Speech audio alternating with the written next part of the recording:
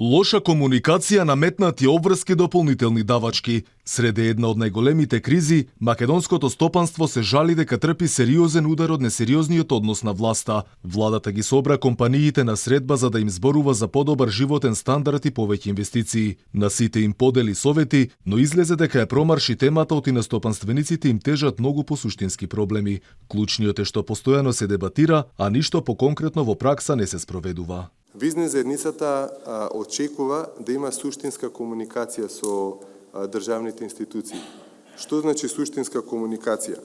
Ние гледаме дека државна институција, министерство ќе закаже состанок, ќе одиме од комората на состанокот, ќе ни презентираат нешто на тој состанок. Таа изјава треба да се замени со ова е усогласено со комората или ова не е усогласено со комората.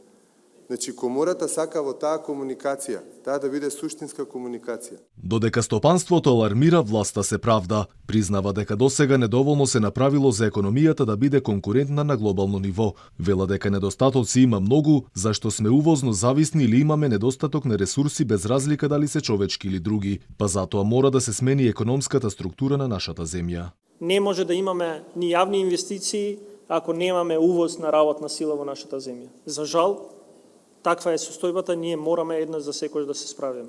Дека власта малку ги слуша критиките и поплаките на домашните компании, зборува и примерот со обврската за двојазични декларации на производите. Наметната буквално преку ноќ, ова обврска им создава сериозни финансиски проблеми на фирмите, кои во 5 до 12 се приморани да откажуваат веќе нарачани амбалажи, но и да плаќаат за нови двојазични. Услови на криза, на зголемени цени, дополнително не ставаат нас компаниите во трошок. Сметам и другите компании. Доколку нели одлучиме да се фрлат, ние мораме да ги платиме тие количини. И додека бизнисот нагодува дека законот е донесен преку ноќ, од владата се правдаа дека ударот немало да биде толку голем, зашто со овој закон компаниите ќе станале поконкурентни.